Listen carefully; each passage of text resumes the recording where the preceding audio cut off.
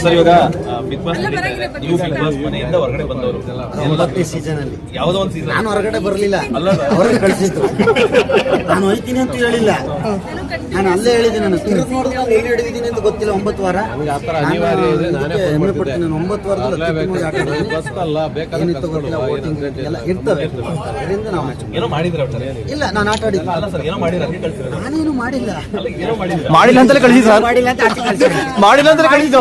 ಏನೋ ಮಾಡಿರೋದಕ್ಕೆ ಈ ಕ್ವಶನ್ ಬಹಳ ಮಿಸ್ಟೇಕ್ ಮಾಡಿದ್ರೆ ಚೆನ್ನಾಗಿ ಆಟ ಆಡೋದ್ರಲ್ಲಿ ಮಿಸ್ಟೇಕ್ ಮಾಡಿದ್ರೆ ಇರ್ಬೋದು. ಈಗಿನ Big Boss favourite contestant favourite ಎಲ್ಲರೂ ಇದ್ದಾರೆ ಸರ್.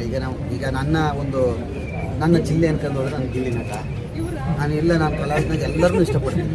ಯಾಕಂದ್ರೆ ಅಲ್ಲಿ ಇರೋರೆಲ್ಲ ಫ್ರೆಂಡ್ಸೇ ಇರೋ. ನಮಗೆ ಎಲ್ಲ ಕಲಾವಿದರು ಇದು. ನಮ್ಮ ಚಂದ್ರಣ್ಣ ಹೋಗಿದ, ಈ ಧನುಷ್ ಆಗಿ, ಇವರು ಧ್ರುವಂತ ಆಗಲಿ. ನಾನು ಧ್ರುವಂತವ್ರನ್ನ ಹೇಗೆ ಹೇಳ್ತೀನಿ ಅಂದರೆ, ಫಸ್ಟ್ ಅವ್ರ ಸೀರಿಯಲ್ಗೆ ನಾನು ಕ್ಯಾಮ್ರಾ ಅಸಿಸ್ಟೆಂಟಾಗಿ ವರ್ಕ್ ಮಾಡಿ ಯಾರನ್ನೂ ಬಿಟ್ಕೊಡಕ್ಕಾಗಲ್ಲ.